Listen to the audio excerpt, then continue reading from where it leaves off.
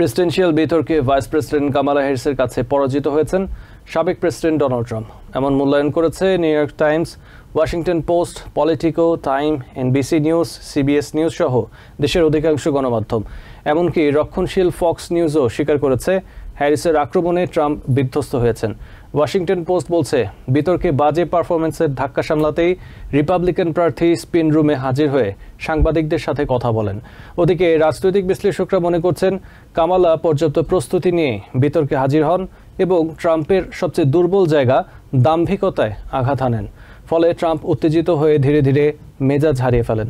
এদিকে সিএনএনের fact checks বলেছে, বিতর্কে ট্রাম্পের ৩৩ ভুয়া দাবির বিপরীতে হ্যারিস একটি ভুয়া দাবি করেছেন।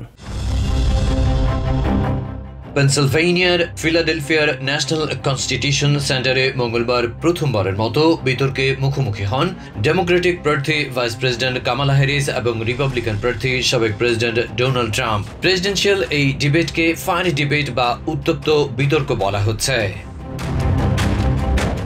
এবিসি নিউজ আয়োজিত বিতর্কে মুখোমুখি হয়ে দুই প্রার্থী একে অপরের বিরুদ্ধে সমানে অভিযোগ করেন। যুক্তি পাল্টা যুক্তি, অভিযোগ পাল্টা অভিযোগের মধ্যে উঠে আসে অর্থনীতি, গর্ভপাত, মেডিকেয়ার, অভিবাসন, ক্যাপিটাল দাঙ্গা, হামাস ইসরায়েল যুদ্ধ, রাশিয়া ইউক্রেন যুদ্ধ, কর ব্যবস্থার মতো বিষয়গুলো। গত ২৭ জুনের বিতর্কে প্রেসিডেন্ট জো বাইডেনের হতাশাজনক পারফরম্যান্স এবং তার পরিণতিতে প্রার্থিতা প্রত্যাহারের মতো সিদ্ধান্ত নিতে বাধ্য হয় সবার দৃষ্টি ছিল নীল শিবিরের পরিবর্তিত প্রার্থী কামালা হ্যারিস কেমন করেন। দেশের মূল ধারার গণমাধ্যম বলছে, প্রেসিডেন্সিয়াল বিতর্কে কামালার কাছে পরাজিত হয়েছেন Trump. New York Times, the Washington post, Politico, time, NBC news, CBS news সহ দেশের অধিকাংশ গণমাধ্যম, এমনকি রক্ষণশীল ফক্স নিউজও স্বীকার করে নিয়েছে হ্যারিসের আক্রমণে বিধ্বস্ত হয়েছেন ট্রাম্প। ওয়াশিংটন পোস্ট বলছে, বিতর্কের বাজে পারফরমেন্সের ধাক্কা সামলাতেই রিপাবলিকান প্রার্থী স্পিন রুমে হাজির হয়ে সাংবাদিকদের সাথে কথা বলেছেন। এদিকে সিএনএন ফ্যাক্ট চেকস বলছে, বিতর্কে ট্রাম্পের ৩৩ ভুয়া দাবির বিপরীতে হ্যারিস একটি ভুয়া দাবি করেছেন।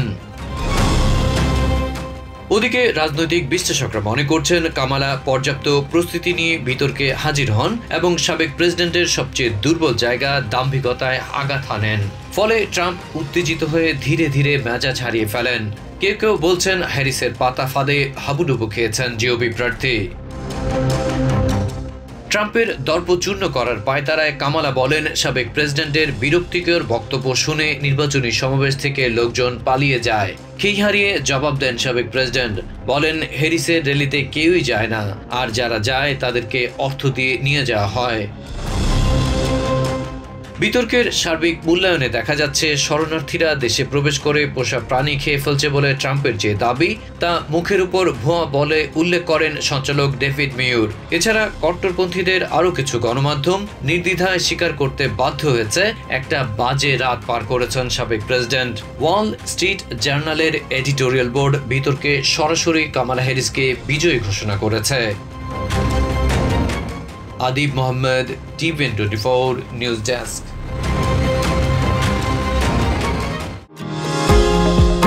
নিউ ইয়র্ক থেকে সম্প্রচারিত TVN24 টেলিভিশন বিশ্বজুড়ে বাঙালির কণ্ঠস্বর।